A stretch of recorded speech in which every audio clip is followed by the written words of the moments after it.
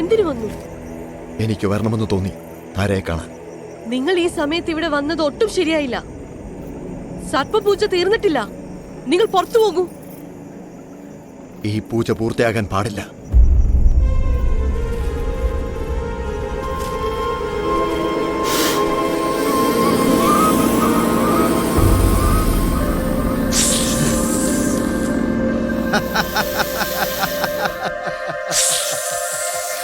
നാഗദൈവങ്ങളെ, എന്നെ കാത്തുകൊള്ളണേ.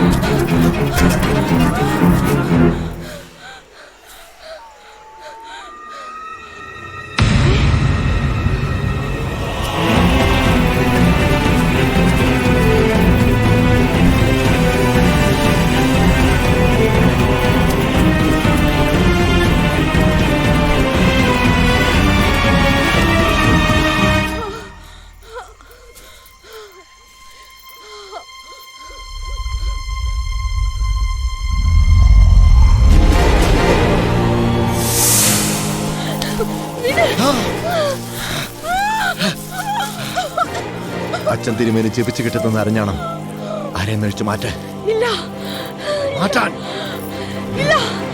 ഇതെന്റെ ആത്മരക്ഷയ്ക്കുള്ളതാണ്.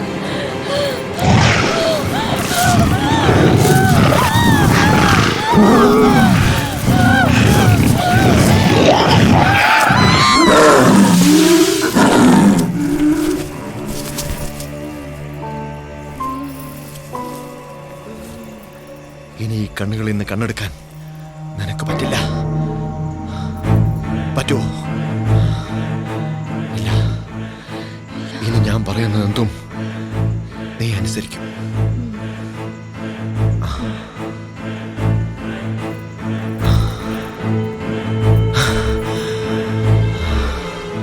സമയം ഒരുപാടായല്ലോ. താരക്കുഞ്ഞിന്റെ പൂജ കഴിഞ്ഞില്ലേ?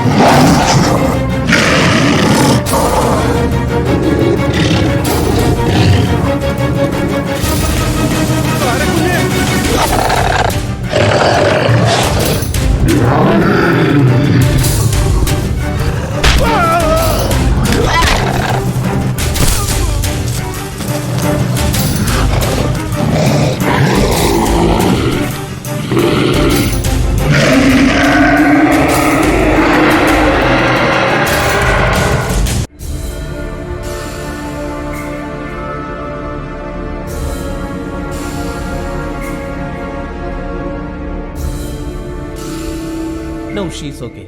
ഇനി ബ്ലഡ് കൊടുക്കേണ്ട ആവശ്യമില്ല. ചേച്ചി, എന്താ സംഭവിച്ചെന്ന് ചേച്ചിക്ക് ഒരു ഓർമ്മയില്ലേ? ഇല്ല, എനിക്കൊന്നും ഓർമ്മയില്ല. സാരില്ല. എങ്ങനെയാ ചേച്ചി കഴുത്തിലെ മുറിവ് പറ്റിയത്? അതെന്തോ കടിച്ചു തന്നാ തോന്നുന്നു. ബ്ലഡ് ഒരുപാട് പോയിട്ടുണ്ട്. അനിമിക് ആയെന്നതൊഴിച്ചാ ചേച്ചിക്ക് മറ്റൊരു കുഴപ്പമില്ലെന്നാ ഡോക്ടർ സുരേഷ് പറഞ്ഞത്. ബദ്രിനാഥിലായതിനാൽ അച്ഛനെ ഇതുവരെ കോണ്ടാക്ട് ചെയ്യാൻ കഴിഞ്ഞിട്ടില്ല. അതിന്റെ ഒന്നും ആവശ്യമില്ലായിരുന്നു. അതിനുവേണ്ടി ഇവിടെ ഒന്നും സംഭവിച്ചില്ലല്ലോ മീന. കൊള്ളാം, ഒന്നും സംഭവിച്ചില്ലെന്നോ? ഭാഗ്യം കൊണ്ട താരചേച്ചി രക്ഷപ്പെട്ടത്. പരികർമ്മി കൃഷ്ണനാരെ ശവശരീരം കിടക്കുന്ന കിടപ്പ് കണ്ടാൽ തന്നെ പേടിയാവും. എന്താ സംഭവിച്ചെന്ന് ആർക്കും ഒരു പിടിയും കിട്ടുന്നില്ല.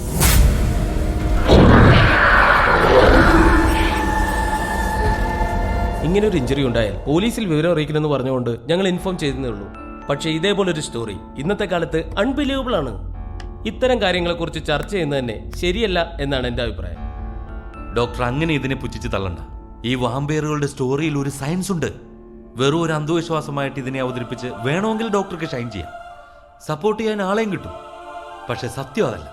അതിപ്പോ ഇതിനെപ്പറ്റി അസിസ്റ്റന്റ് പോലീസ് കമ്മീഷണർക്ക് എന്താ പറയാനുള്ളത്? ഞാനും ഡോക്ടർ സുരേഷിനെ പോലെ തന്നെയാണ് ആദ്യം ഈ മാറ്ററിനോട് പ്രതികരിച്ചത്. പക്ഷേ ഇപ്പോഴങ്ങനെയല്ല എന്ന് എനിക്ക് തോന്നുന്നു. മെഡിക്കൽ റിപ്പോർട്ട് അനുസരിച്ച് ബ്ലഡ് ലോസ് ആയത് മുഴുവൻ താരയുടെ കഴുത്തിലെ മുറിവിലൂടെയാണ്. എന്നാൽ അതെങ്ങനെ ഉണ്ടായെന്ന് നിങ്ങളൊട്ട് പറയുന്നുമില്ല. ഹോട്ടലിലെ സ്ത്രീയുടെ മരണം, എൻ്റെ മകൾ ആനിയുടെ കഴുത്തിലുണ്ടായ മുറിപ്പാടുകൾ, റൊമേനിയിൽ നിന്ന് വന്ന പുരോഹിതന്മാരുടെയും ഡോക്ടർ പോൾ റോബിൻസിന്റെയും വിശദീകരണം, മാത്രമല്ല ഇന്നലെ രാത്രിയിൽ കാവിൽ വെച്ചുണ്ടായ കൃഷ്ണൻ നായരുടെ അതിദാരുണമായ മരണം, ഇതെല്ലാം കൂടെ നോക്കുമ്പോൾ there is something wrong somewhere. Yes, അവനവൻ അനുഭവം വരുമ്പോഴേ ഇതിലൊക്കെ വിശ്വാസം വരികയുള്ളൂ. അല്ലെങ്കിൽ കെട്ടുകഥകളായി കരുതി ഇതൊക്കെ പുച്ഛിച്ചു തള്ളത്തുള്ളൂ.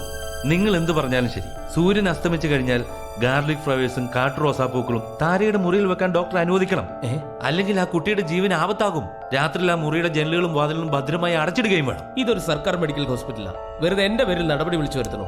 ഡോക്ടർ ഇത് അനുവദിക്കാത്തതുകൊണ്ട് ആ കുട്ടിയുടെ ജീവൻ എന്തെങ്കിലും അപകടം സംഭവിച്ചാൽ അത്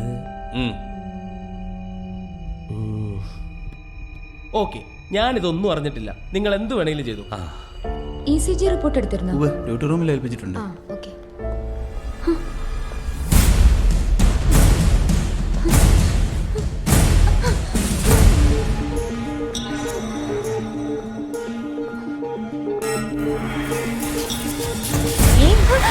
എന്താ ഒളിഞ്ഞു നോക്കുന്നേ? ഒന്നുമില്ല. ചേച്ചിക്ക് കുറവുണ്ടോ? She's okay. ശരി.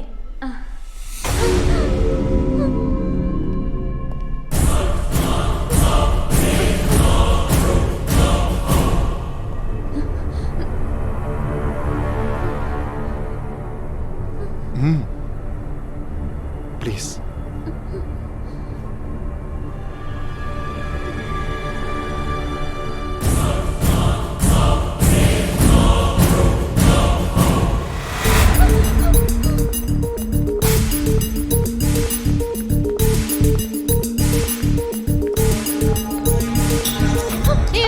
മോളെ രാജുവിനെ കാണാൻ ഓടി വരുമായിരുന്നു അല്ലേ? രാജു എവിടെ? ദേ ആ തിരിപ്പുണ്ട്. ഞാൻ വാർഡിലോട്ട് പോവാ. ഓക്കെ. എന്താ രാജു? ചുമ്മാ നിന്നെ ഒന്ന് കാണണമെന്ന് തോന്നി. എന്താ അണിക്കുന്നത്? ഒന്നുമില്ല. അതല്ല, നിന്റെ മുഖത്തൊരു വല്ലായ്മ. എന്തു പറ്റി? ഞാനിപ്പോ ആ പ്രൊഫസർ വില്യം ഡിസൂസെ കണ്ടു. ഡിസൂസ സാറിനെ കണ്ടെന്നോ? എവിടെ വെച്ച്? ഇപ്പോ ഇവിടെ ഈ കോറിഡോറിൽ വെച്ച്. ഒന്ന് പോടി പെണ്ണെ, അങ്ങേര് വീട്ടിലാ. ഞാൻ ഇപ്പൊ അങ്ങോട്ട് ഫോൺ ചെയ്തതല്ലേ ഉള്ളൂ. അപ്പൊ പിന്നെ ഞാൻ കണ്ടതോ? നീ കണ്ടതോ വല്ല സ്വപ്നമായിരിക്കും. ശരിയാ, ഞാൻ ചിലപ്പോ ഇനി സ്വപ്നം കണ്ടതായിരിക്കും. എന്താ നീ പെരുവർക്കുന്നേ? 3-4 ദിവസമായിട്ട് ഞാൻ രാജുനോട് ഒരു കാര്യം പറയണമെന്ന് വിചാരിച്ചിരിക്കുക. എന്താ? ഇന്ന് രാത്രിയില് ഞാൻ ചില ദുസ്വപ്നങ്ങൾ കാണുക. കഴിഞ്ഞ ദിവസം കണ്ട പോലെ എനിക്ക് 2 കൊമ്പുമാലുണ്ടെന്നാണോ? അല്ല, അന്ന് ഞാൻ അങ്ങനെയല്ല കണ്ടത്. രാജുനോട് ഞാൻ പറഞ്ഞില്ല എന്നുള്ളൂ. അന്ന് റെസ്റ്റോറൻറ്റിൽ വെച്ച് കണ്ടതിന് ശേഷം എല്ലാ രാത്രികളിലും ഈ വില്യം ഡിസൂസിയെ ഞാൻ സ്വപ്നം കാണാറുണ്ട്. അത് ശരി. സൂട്ടും കോട്ടൊക്കെ ഇട്ട് സായിപ്പിനെ പോലെ ഒരാളെ കണ്ടപ്പോ ഈ എന്നെ സ്വപ്നത്തിൽ നിന്ന് മാറ്റിയല്ലേ? മതി കളിയാക്കല്.